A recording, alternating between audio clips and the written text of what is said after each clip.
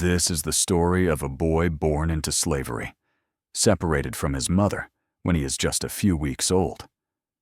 Raised by his grandmother, he finds comfort in her care, until, at the age of 6, she takes him to a plantation and leaves him there.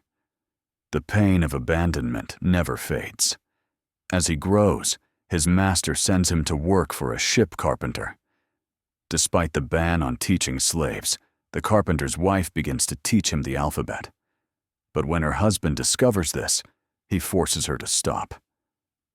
Determined to learn, the boy finds another way, trading food for lessons from neighborhood white boys. His thirst for knowledge only deepens. He starts reading newspapers and political books, awakening to the injustice that surrounds him. One day, he buys a copy of The Columbian Orator, a book that opens his eyes to the power of words. He realizes that education is the key to freedom. Determined to help others, he begins secretly teaching fellow slaves to read and write. His makeshift school grows, attracting over 40 students, but angry slave owners soon put an end to it. Sold to a new master, a cruel man who takes pleasure in whipping his slaves, the boy endures relentless beatings for 6 months. One day, he can take no more. He fights back. For 2 hours, he battles his master, until finally, the man surrenders. That moment changes everything. He vows never to be beaten again. At the age of 20, after 2 failed attempts, he finally escapes by disguising himself as a sailor and fleeing north. Free at last, he dedicates his life to fighting for justice. He attends abolitionist meetings, and in 1841, he speaks at an anti-slavery convention.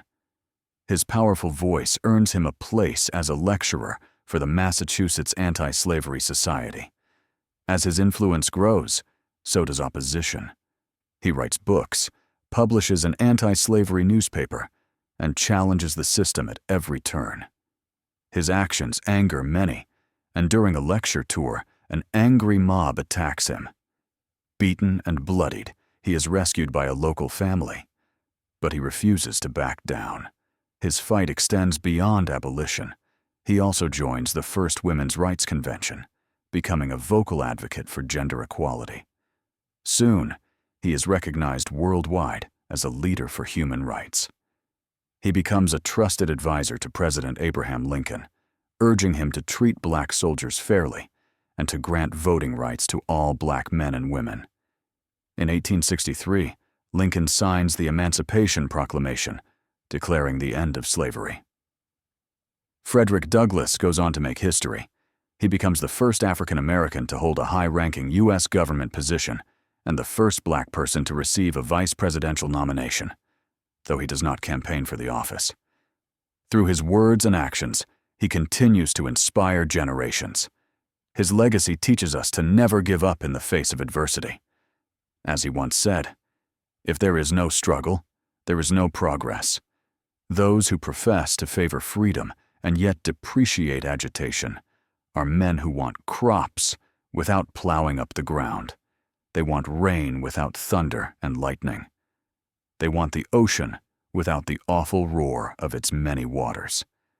This struggle may be a moral one, or it may be both moral and physical, but it must be a struggle.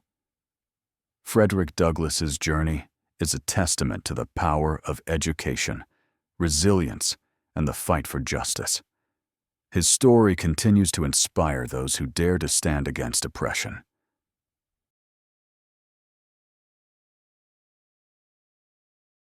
Thanks for watching, and as always, stay blessed.